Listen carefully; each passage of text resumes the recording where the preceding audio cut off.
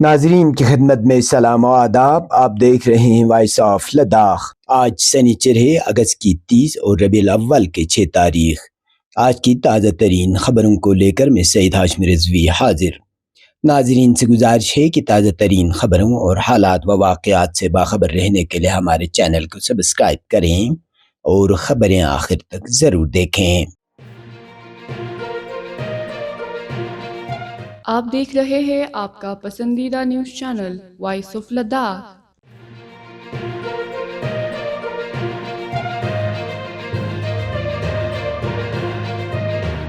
حالیہ دنوں میں کرگل میں چکن اور دیگر گوشت کی مصنوعات سے متعلق عوامی خدشات اور میڈیا رپورٹس کے بعد انتظامیہ متحرک ہو گئی ہے۔ اس سلسلے میں آج assistant commissioner food safety, drugs and food control Kargil کے دفتر سے ایک اہم حکم نامہ جاری کیا گیا ہے۔ حکم نامے میں چکن، مٹن، بیف، مچھلی اور ان کی تیار شدہ مصنوعات کے تمام سپلائزر، ڈسٹریبیوٹرز، ریٹیلرز اور ہول سیلر کو ہدایت دی گئی ہے کہ وہ food safety and standard act 2006 اور food safety and standards packaging and display regulations 2020 کے تحت لیبلنگ اور پیکیجنگ کی شرائط پر سختی سے عمل کریں۔ یہ اقدام اس لیے اٹھایا گیا ہے کیونکہ حالیہ عرصے میں کرگل میں مرغی اور گوشت کی مصنوعات بغیر مناسب لیبلنگ اور پیکیجنگ کے فروخت ہو رہی ہے، جو نہ صرف عوامی صحت کے لیے خطرہ ہے بلکہ کسی بھی مسئلے کی صورت میں ان مصنوعات کی ٹریسیبلٹی بھی مشکل ہو جاتی ہے۔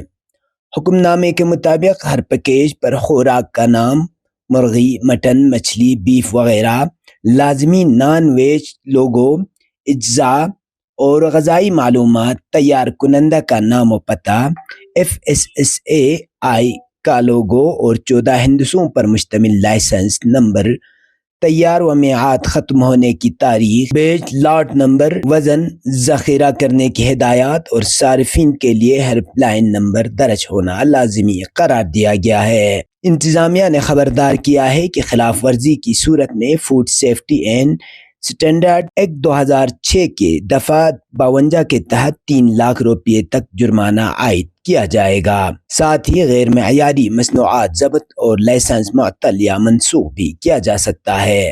ضلع بھر کے فوڈ سیفٹی افسران کو ہدایت دی گئی ہے کہ وہ باقاعدہ معائنے اور نگرانی کے ذریعے اس حکم پر عمل درآمد یقینی بنائیں۔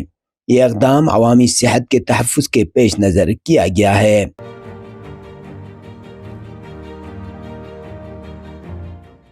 ضلع ڈیزاسٹر مینجمنٹ اتھارٹی کرگل نے حالیہ شدید بارشوں کے باعث متاثرہ خاندانوں میں ریلیف سامان تقسیم کیا جن کے مکانات اور جائیداد کو نقصان پہنچا تھا۔ سرکاری اطلاعات کے مطابق ایچو، دراس، زنسکار میں متاثرہ گھروں کو یہ امداد فراہم کی گئی جہاں سیلابی صورتحال کے سبب کئی خاندان متاثر ہوئے تھے۔ ریلیف پیکیج میں راشن، ضروری غذائی اشیاء، کچن کا سامان، گیس چولہے، کمبل اور قالین شامل تھے۔ اس اقدام کا مقصد متاثرہ خاندانوں کو فوری سہارا دینا اور روزمرہ ضروریات میں مدد فراہم کرنا ہے۔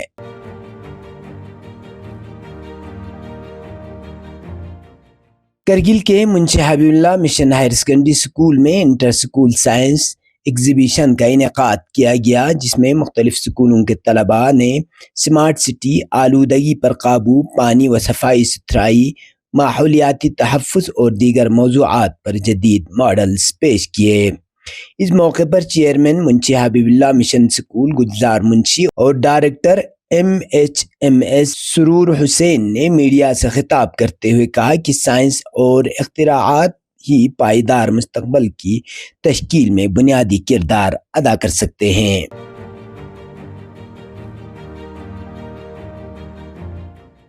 لداخ میں تائیکوانڈو ایسوسی ایشن نے نیشنل سپورٹس ڈے 2025 کا جشن 1 گھنٹہ کھیل کے میدان میں کے عنوان سے منایا۔ تقریب میں حج کمیٹی کے چیئرمین محمد علی مجاز مہمان خصوصی جبکہ اسپین کے 2 سیاح مہمان اعزازی شرکت کی۔ کھلاڑیوں نے شاندار مظاہرے پیش کیے اور ایشین پیرا تائیکوانڈو گولڈ میڈلسٹ رنچن یوڈل کو اعزاز سے نوازا گیا۔ مقررین نے کھیلوں کو کیریئر کے طور پر اپنانے اور نوجوانوں کو قومی و عالمی سطح پر نمایاں مقام حاصل کرنے پر زور دیا۔ اب پیش ہے قومی اور بین الاقوامی خبریں۔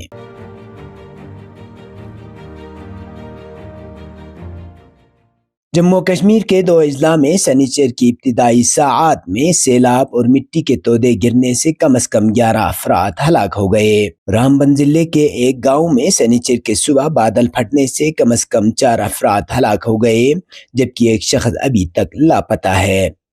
پولیس انتظامیہ اور SDRF اس کا سراغ لگانے میں مصروف ہے۔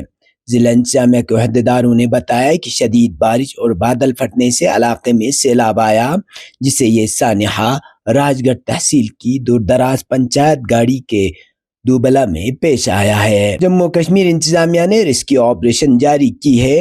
ریسکیو ٹیمیں لاپتہ شخص کی تلاش میں مصروف ہیں۔ بادل پھٹنے سے متاثرہ افراد کو فوری امداد فراہم کرنے کی کوششیں جاری ہیں۔ تازہ ترین واقعے پڑوسی ضلع ریاسی کے کٹرا علاقے میں وشنو دیوی مندر کے قریب پیش آنے والے ایک بڑے سانحے کے چند دن بعد رونما ہوا ہے۔ وہیں دوسری طرف ریاسی کے مہور علاقے کے بدر گاؤں میں سیلاب اور لینڈ سلائیڈنگ کی اطلاع ہے۔ حکام کا کہنا ہے کہ 29 اور 30 اگست کی درمیانی رات کے دوران بھاری بارش کے بعد ہوئی لینڈ سلائیڈنگ کی زد میں آ کر ایک رہائشی مکان زمین بوس ہو گیا۔ اس حادثے میں ایک جوڑے اور ان کے 5 بچوں کی موت ہو گئی۔ مرنے والوں کی شناخت نذیر احمد راہی، ان کی اہلیہ وزرا بانو اور ان کے 5 بیٹے بلال احمد، محمد مصطفیٰ، محمد عادل، محمد مبارک اور محمد وسیم کے نام سے ہوئی ہے۔ جموں کشمیر کے لیفٹیننٹ گورنر منوج سنہا اور وزیر اعلیٰ عمر عبداللہ اور دیگر رہنماؤں نے ان واقعات پر افسوس کا اظہار کیا ہے۔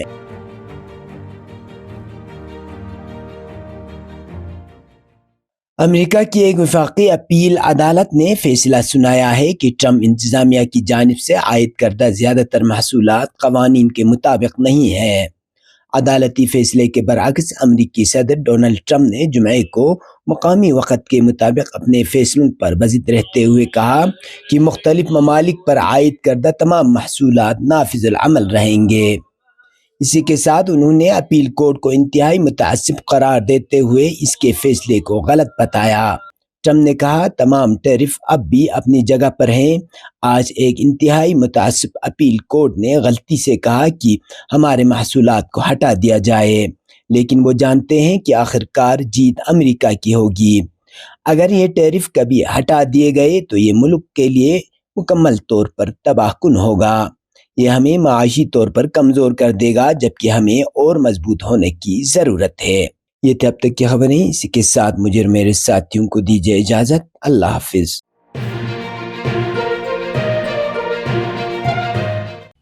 مقامی، قومی اور بین الاقوامی خبروں سے باخبر رہنے کے لیے چینل کو لائک، شیئر اور سبسکرائب کریں، ساتھ ہی بیل آئیکن دبانا نہ بھولیں۔